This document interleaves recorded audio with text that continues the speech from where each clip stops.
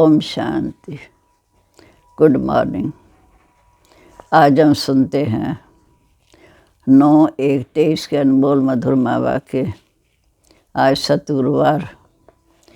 प्यारे बाबा का वरदानी हाथ सिर पे रखते हुए महसूस करेंगे।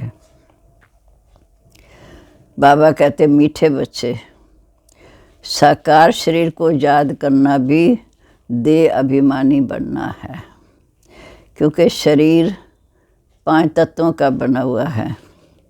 तुम्हें तो देही अभिमानी बन एक विदेही बाप को याद करना है। प्रश्न है, सबसे सर्वोत्तम कार्य कौन सा है जो बाप ही करते हैं? उत्तर है, सारी तमोप्रधान सृष्टि को सत्वप्रधान सदा सुखी बना देना, ये है सर्वोत्तम कार्य जो बाप ही करते हैं। इस ऊंचे से ऊंचे कार्य कारण उनके यादगार भी बहुत ऊंचे ऊंचे बनाए जाते हैं। दूसरा प्रश्न है, किन 2 शब्दों में सारे ड्रामा का राज आ जाता है? उत्तर है, पूज्य और पुजारी। जब तुम पूज्य हो तब पुरुषोत्तम हो, फिर मध्यम कनिष्ठ बनते माया पूज्य से पुजारी बना देती है। गीत है, महफिल में जल उठी क्षमा परवानों के लिए। ओम शांति। भगवान बैठ बच्चों को समझाते हैं, किसी देहधारी मनुष्य को भगवान नहीं कहा जा सकता। ब्रह्मा विष्णु शंकर का भी सूक्ष्म शरीर है, चित्र तो उनको भगवान नहीं कह सकते। ब्रह्मा विष्णु शंकर का भी सूक्ष्म चित्र है, उनको भगवान नहीं कह सकते। परमपिता परमात्मा का निवास उनसे भी ऊंचा है, उनको ही प्रभु ईश्वर भगवान आदि कहते हैं। मनुष्य जब पुकारते हैं तो उनको कोई भी आकार या साकार चित्र दिखाई नहीं पड़ता। सन्यासियों को भी देखते हैं तो कहते हैं भगवान, परंतु भगवान खुद समझाते हैं, किसी देहधारी मनुष्य को भगवान नहीं कहा जा सकता। निराकार भगवान को तो बहुत याद करते हैं। छोटे बच्चों को भी सिखाया जाता है कि परमात्मा को याद करो, परंतु किस परमात्मा को याद करो ये नहीं बताया जाता। कोई भी चित्र बुद्धि में नहीं रहता। दुख के समय पुकारते हैं, हे प्रभु। कोई गुरु या देवता आदि का चित्र उनके सामने नहीं आता। भल बहुत गुरु किए हों तो भी जब हे भगवान कहते हैं तो कभी उनको गुरु याद नहीं आएगा। अगर गुरु को याद करें और ही भगवान कहें तो वह भी मनुष्य जन्म मरण में आने वाला हो गया, भगवान भी फिर जन्म मरण में आने वाला हो गया। तो गोया ये 5 तत्वों के बने हुए शरीर को याद करते हैं। परमात्मा तो जन्म मरण से न्यारा है।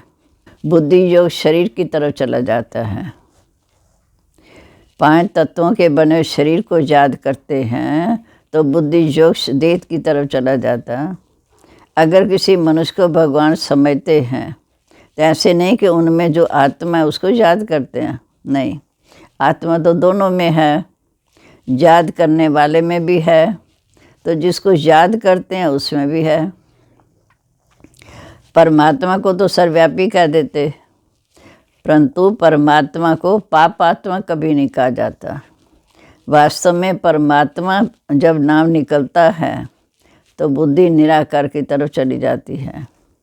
निराकार बाप को निराकार आत्मा ही याद करती है, उसको देही अभिमानी कहेंगे। साकार शरीर को याद करते हैं तो वो जैसे देह की पूजा हो गई। साकार शरीर को जो याद करते हैं वो जैसे देह अभिमानी हैं। पर बाप कहते अपने को आत्मा समझो और मुझे याद करो। नाम भी शरीर पर पड़ता है, देही अभिमानी तो है नहीं। अपने को निराकार आत्मा समझें तो निराकार परमात्मा की याद रहे। सभी आत्माओं का संबंध पहले परमात्मा से है। आत्मा दुख में परमात्मा को याद करती है, उनके साथ ही उनका संबंध है। वे आत्माओं को सभी दुख से छुड़ाते हैं। उनको क्षमा भी कहते हैं। वह तो परमपिता परम आत्मा है। क्षमा कहने से मनुष्य ज्योति समझ लेते हैं। ये तो बाप खुद समझाते कि मैं परमात्मा हूँ जिसका नाम सदा शिव है। शिव अर्थात कल्याणकारी। शिव को रुद्र भी कहते हैं। उस निराकार परमात्मा के अनेक नाम हैं और कोई के भी इतने नाम नहीं रखे जाते। ब्रह्मा विष्णु शंकर का भी करके एक ही नाम है। जो भी देहधारी हैं उनका एक ही नाम है। एक ईश्वर को अनेक नाम दिए क्योंकि उनकी महिमा अपरम अपार है। मनुष्य का एक नाम फिक्स है। अब तुम मरजीवा बने हो तो तुम्हारे पर दूसरा नाम रखा गया।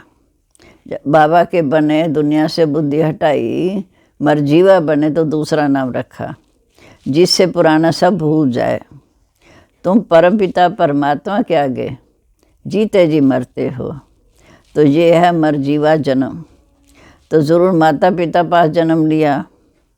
वह गुह्य बातें बाप बैठ समझाते हैं। दुनिया तो शिव की जयंती नहीं, ब्रह्मा विष्णु शंकर को भी नहीं जानते। तुम परमपिता परमात्मा के आगे जीते जी मरते हो। ये है तुम्हारा मरजीवा जन्म। तो ज़रूर माता पिता पास जन्म लिया जाता है। ये गुह्य बातें बाप बैठ तुमको समझाते हैं। दुनिया तो शिव की जयंती नहीं मनाते। ब्रह्मा विष्णु शंकर को जानते हैं। ब्रह्मा का दिन ब्रह्मा की रात कहते। ये भी सिर्फ सुना है कि ब्रह्मा द्वारा स्थापना, परंतु कैसे ये नहीं जानते। अब क्रिएटर तो ज़रूर नया धर्म नई दुनिया रचेगा। ब्रह्मा द्वारा ब्राह्मण कुल ही रचेगा। तुम ब्राह्मण ब्रह्मा को नहीं परमपिता परमात्मा को याद करते हो क्योंकि ब्रह्मा के द्वारा तुम शिव बाबा के बच्चे बने हो। ब्रह्मा को याद नहीं करते, याद शिव बाबा को करना है। बाहर वाले देहाभिमानी ब्राह्मण ऐसे अपने को ब्रह्मा के बच्चे शिव के पोतरे नहीं कहेंगे। बाहर वाले देहाभिमानी ब्राह्मण ऐसे अपने को ब्रह्मा के बच्चे शिव के पोतरे नहीं समझेंगे। शिव बाबा जिसकी जयंती भी मनाते हैं परंतु उनको ना जानने कारण उनका कदर नहीं है।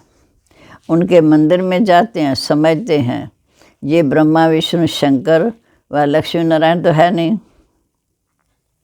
वह ज़रूर निराकार परमात्मा का ही यादगार है और सभी एक्टर्स का अपना अपना पार्ट है। पुनर्जन्म लेते हैं तो भी अपना नाम रखते हैं। ये परमपिता परमात्मा एक है जिसका व्यक्त नाम रूप नहीं है। परंतु मूढ़मती लोग इन बातों को समझते नहीं। परमपिता का यादगार है तो ज़रूर वो कभी आया होगा, स्वर्ग रचा होगा, नहीं तो स्वर्ग कौन रचेगा। और फिर आकर ये रुद्र ज्ञान जग रचा।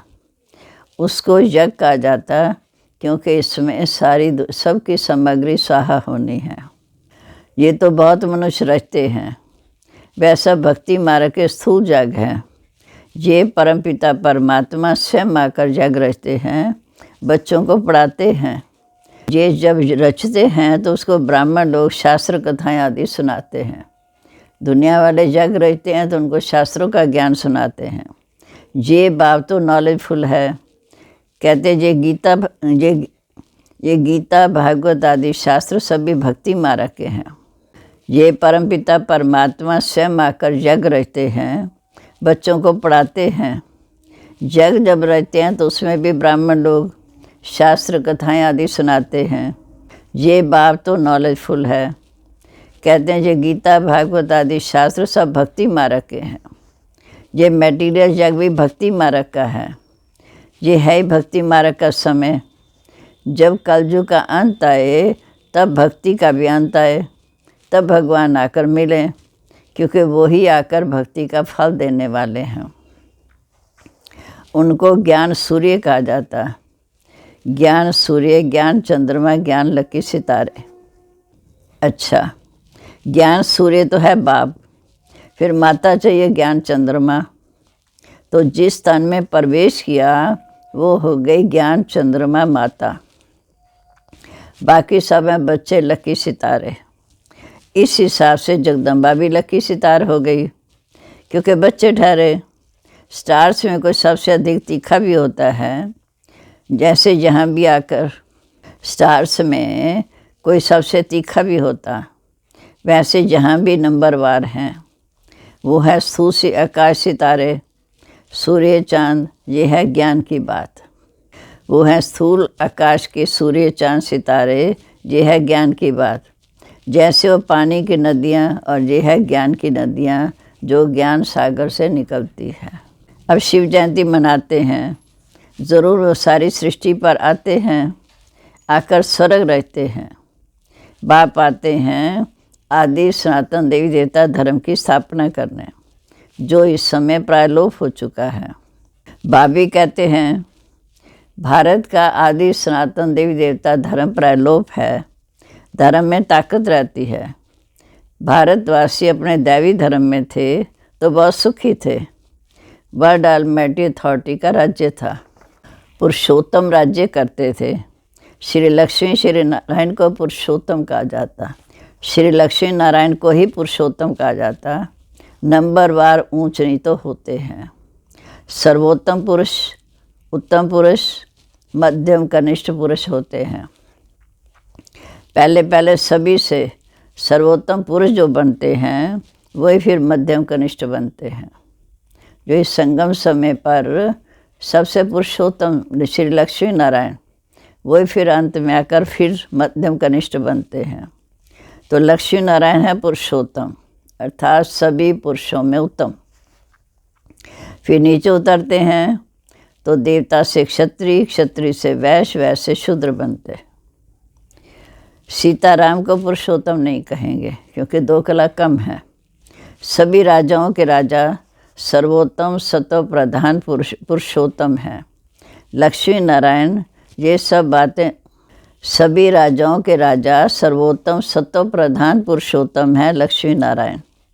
ये सब बातें तुम्हारी बुद्धि में बैठी हैं। कैसे ये सृष्टि का चक्र चलता है, पहले उत्तम, फिर मध्यम, फिर कनिष्ठ बनते। इस समय तो सारी दुनिया तम प्रधान है। ये सब बातें बाप समझाते हैं, जिसकी आप जयंती मनाएंगे। तुम बता सकते हो कि आज से 5000 वर्ष पहले परमपिता परमात्मा सृष्टि पर पधारे थे, नहीं तो शिव जयंती क्यों मनाते हैं। परमपिता परमात्मा ज़रूर बच्चों के लिए सौगात ले आएंगे और ज़रूर सर्वोत्तम कार्य करेंगे। सारी तमो प्रधान सृष्टि को सतो प्रधान सदा सुखी बनाते हैं। जितना ऊंचा है उतना ऊंच यादगार भी है। जिस मंदिर को लूट कर ले गए शिव बाबा, जितना ऊंचा है उतना उनका यादगार भी ऊंचा है। सोमनाथ का मंदिर, जिस मंदिर को लूट कर ले गए, मनो चढ़ाई करते ही हैं धन के लिए, फौरन से भी आए धन के लिए। उस समय भी बहुत धन था, परंतु माया रावण ने भारत को कौड़ी तुल्य बना दिया। देह अभिमान में आने के कारण कौड़ी तुल्य बन गए। तो बाप आकर हीरे तुल्य बनाते हैं। ऐसे शिव बाबा को कोई भी नहीं जानते, कह देते सर्वव्यापी। ये कहना भी भूल है। नैया पार करने वाला सतगुरु परमात्मा एक है। डुबोने वाले अनेक गुरु, सभी विषय सागर में डूबे हुए हैं। तब तो कहते हैं इस आसार संसार विषय सागर से उस पार ले चलो। आत्मा पुकारती है कि हमें इस दुनिया से उस पार ले चलो, जहाँ सुख और चैन हो, जहाँ क्षीर सागर है। गाया जाता है विष्णु क्षीर सागर में रहते थे, अर्थात सुख की दुनिया में रहते थे। स्वर्ग को क्षीर सागर कहा जाता, जहाँ श्री लक्ष्मी नारायण राज्य करते थे। बाकी ऐसे नहीं कि विष्णु वहाँ क्षीर सागर में घूमते रहते हैं। बाकी ऐसे नहीं कि विष्णु जहाँ वहाँ क्षीर सागर में विश्राम करते हैं। वह लोग तो बड़ा तालाब बनाकर उसके बीच में विष्णु को दिखाते हैं। विष्णु भी लंबा चौड़ा बनाते, इतने बड़े तो लक्ष्मी नारायण होते नहीं। बहुत बहुत करके 6 फुट के मानव होंगे। पांडव के भी बड़े बड़े भूत बनाते हैं, पांडवों के भी बड़े बड़े चित्र बनाते हैं। रावण का देखो कितना बड़ा चित्र बनाते, बड़ा नाम है तो बड़ा चित्र बनाते। बाबा का नाम भले बड़ा है, परंतु उनका चित्र तो छोटा है ना, अति सूक्ष्म है ना। ये तो समझने के लिए इतना बड़ा रूप दिखाया है। बाप कहते मेरा इतना बड़ा रूप नहीं है। जैसे आत्मा अति सूक्ष्म ज्योति बिंदु है, वैसे मैं परमात्मा भी स्टार मिसल हूँ। उसको सुप्रीम सोल कहा जाता, वो है सबसे ऊंचा। उसी में ही सारा ज्ञान भरा हुआ है। उसकी महिमा गाई हुई है कि वह मनुष्य सृष्टि का बीज रूप है, ज्ञान का सागर है। जैसे आत्मा छोटी स्टार माफिक है, वैसे मैं परमात्मा भी स्टार मिसल हूँ। उसको सुप्रीम सोल कहा जाता, वो है सबसे ऊंच। उसी में ही सारा ज्ञान भरा हुआ है। उनकी महिमा गाई हुई है कि वह मनुष्य सृष्टि का बीज रूप है, ज्ञान का सागर है, चेतन है, सत्य चित आनंद स्वरूप है। परंतु सुनाए तब जब आर्गन से लेवे। ज्योति बिंदु कैसे सुनाएगा? वह ब्रह्मा तन के द्वारा हमें सारा परिचय देते हैं। महिमा गाई हुई है कि मनुष्य सृष्टि का बीज रूप है, ज्ञान का सागर है, चेतन आत्मा है, सत्य चित आनंद स्वरूप है। परंतु सुनाए तब जब आर्गन से लेवे। ऐसे बच्चा भी छोटे आर्गन से बात नहीं कर सकता। बड़ा होता तो शास्त्रादि देखने से अगले संस्कारों की समृद्धि आ जाती है। तो बाप बैठ बच्चों को समझाते हैं, मैं फिर से 5000 वर्ष के बाद तुमको वही राजयोग सिखाने आया हूँ। श्री कृष्ण ने तो कोई राजयोग नहीं सिखाया, उन्होंने तो इस समय के पुरुषार्थ से प्रारब्ध भोगी है। 8 जन्म सूर्यवंशी, 12 जन्म चंद्रवंशी, फिर 63 जन्म वैश्यवंशी शूद्रवंशी बंदे। अभी सबका ये अंतिम जन्म है। ये कृष्ण की आत्मा भी सुनती है, तुम भी सुनते हो। ये है संगम युगी ब्राह्मणों का वर्ण। फिर तुम ब्राह्मण ही जाकर देवता बनेंगे। ब्राह्मण धर्म, सूर्यवंशी देवता धर्म, चंद्रवंशी क्षत्रिय धर्म, तीनों का स्थापक एक परमपिता परमात्मा है। इस संगम समय पर ही बाप आकर ब्राह्मण देवता क्षत्रिय 3 धर्म की स्थापना करते हैं। तीनों का शास्त्र भी एक होना चाहिए। ब्रह्मा इतना बड़ा सभी का बाप है, प्रजापिता। उनका कोई शास्त्र है नहीं। एक गीता में भगवान उवाच, एक गीता में भगवान उवाच, ब्रह्मा भगवान उवाच तो कहीं नहीं। वह शिव भगवान उवाच ब्रह्मा द्वारा। यह शिव भगवान उवाच ब्रह्मा द्वारा, जिससे शूद्रों को कन्वर्ट कर ब्राह्मण बनाया जाता है। ब्राह्मण ही देवता, और जो न पास होते हैं वो क्षत्रिय बन जाते हैं, क्योंकि 16 कला संपूर्ण, 14 कला, 2 कला कम हो जाती। कितना अच्छी रीति बाप ये सब बातें समझाते हैं। ऊंचे तो ऊंचा परमपिता परमात्मा। फिर हैं ब्रह्मा विष्णु शंकर, उनको भी पुरुषोत्तम नहीं कहेंगे। जो पुरुषोत्तम बनते हैं वो ही फिर जन्म मरण के चक्कर में आकर कनिष्ठ भी बनते हैं। मनुष्यों में सर्वोत्तम है श्री लक्ष्मी नारायण, जिसके मंदिर हैं, परंतु उनकी महिमा भी कोई जानते नहीं, सिर्फ पूजा करते रहते हैं। अब तुम पुजारी से पूज्य बन रहे हो, माया फिर पुजारी बना देती। ड्रामा ऐसा बना हुआ है, जब नाटक पूरा होता है तब मुझे आना पड़ता है। फिर वृद्धि होना भी ऑटोमेटिकली बंद हो जाता है। जब सब आत्माएं आ जाती हैं फिर वृद्धि होना भी बंद हो जाता है। फिर तुम बच्चों को आकर अपना अपना पाठ रिपीट करना है। ये परमपिता परमात्मा खुद बैठ समझाते हैं, जिसकी जयंती भक्ति मार्ग में मनाते हैं। ये तो मानते ही रहेंगे, ये तो मनाते रहेंगे शिव जयंती। स्वर्ग में तो कोई भी जयंती नहीं मनाते। श्री कृष्ण, श्री राम आदि की जयंती बड़ी नहीं मनाएंगे, वह तो खुद प्रैक्टिकल में होंगे। जयंती तो उनकी मनाई जाती, जो होकर चले जाते वो तो प्रैक्टिकल होंगे। ये तो ज़रूर होकर गए हैं, शिव बाबा होकर गए हैं तभी मनाते हैं। वहाँ वर्ष श्री कृष्ण का बर्थडे नहीं मनाएंगे, वहाँ तो सदैव खुशियाँ खुशियाँ हैं, तो बर्थडे क्या मनाएंगे। बच्चे का नाम तो माता पिता ही रखते हैं। वास्तव में इन बातों का ज्ञान और योग से कोई कनेक्शन नहीं। बाकी वहाँ की रूपरेखा क्या है वो जाकर वहाँ पूछना। ये तो बाबा कह देते हैं कि वहाँ जो कायदे होंगे वो वहीं चलेंगे। तुम्हारे पूछने की क्या दरकार है। पहले तो माना फालतू बातों में जाने की क्या दरकार है। पहले तो मेहनत कर अपना पद प्राप्त कर लो, लायक तो बनो, फिर पूछना कि ड्रामा में कोई ना कोई कायदा तो होगा। पहले लायक बन जाओ, वर्षा ले लो, फिर पूछना। अच्छा, मीठे मीठे सिक्के लदे बच्चों प्रति माता पिता बाप दादा का याद प्यार, गुड मॉर्निंग। रूहानी बाप की रूहानी बच्चों को नमस्ते। हम रूहानी बच्चों की रूहानी बाप दादा को नमस्ते। नमस्ते बाबा, गुड मॉर्निंग। शुक्रिया बाबा, सारी समझानी देकर कैसे हमारी बुद्धि को स्वच्छ बना रहे हैं।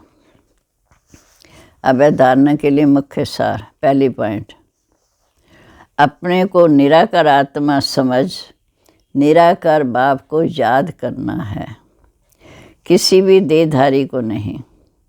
मर्जीवा बन पुरानी बातों को बुद्धि से निकाल देना है। दूसरा, बाप के रचे हुए इस रुद्र यज्ञ में संपूर्ण साहा होना है। शूद्रों को ब्राह्मण धर्म में कन्वर्ट करने की सेवा करनी है। शूद्रों को ब्राह्मण धर्म में कन्वर्ट करने की सेवा करनी है। अब है वरदान।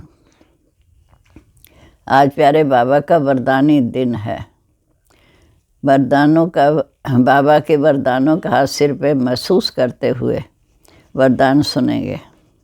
दिनचर्या की सेटिंग और बाप के साथ द्वारा हर कार्य में एक्यूरेट करने वाले विश्व कल्याणकारी भाव। दिनचर्या की सेटिंग और बाप के साथ द्वारा हर कार्य एक्यूरेट करने वाले विश्व कल्याणकारी भाव। दुनिया में जो बड़े आदमी होते हैं उनकी दिनचर्या सेट होती है। कोई भी कार्य एक्यूरेट तब होता है जब दिनचर्या की सेटिंग हो। सेटिंग से समय, एनर्जी सब बच जाता है। एक व्यक्ति 10 कार्य कर सकता है, तब विश्व कल्याणकारी जिम्मेवार आत्माएं हर कार्य में सफलता प्राप्त करने के लिए अपनी दिनचर्या को सेट करो और बाप के साथ सदा कंबाइंड होकर रहो। 1000 भुजाओं वाला बाप आपके साथ है। एक कार्य के बजाय 1000 कार्य एक्यूरेट कर सकते हो। 1000 भुजाओं वाला बाप सदा आपके साथ है, तो एक कार्य के बजाय 1000 कार्य एक्यूरेट कर सकते हो। उसका वरदानी हाथ सदा साथ है कि वो हमारा 1000 भुजाओं वाला बाप है। हम उसकी श्रीमत पर मान चल अपना जीवन बना सकते हैं। स्लोगन है, सर्वात्माओं के प्रति शुद्ध संकल्प करना ही वरदानी मूर्त बनना है। सर्वात्माओं प्रति शुद्ध संकल्प करना ही वरदानी मूर्त बनना है। आज के व्यक्ति सारे, आप ऑलमाइटी गवर्नमेंट के मैसेंजर हो। कोई से भी डिस्कस में अपना माइंड डिस्टर्ब नहीं करना। किसी भी बात से अपने चेहरे पर व मन की स्थिति में अंतर नहीं आना है। सदा याद रखना, जब कोई ऐसी बात सामने आए तो अपनी आत्मिक सृष्टि का नेत्र और मन मना भाव का मंत्र प्रयोग करना, तो बात समाप्त हो जाएगी।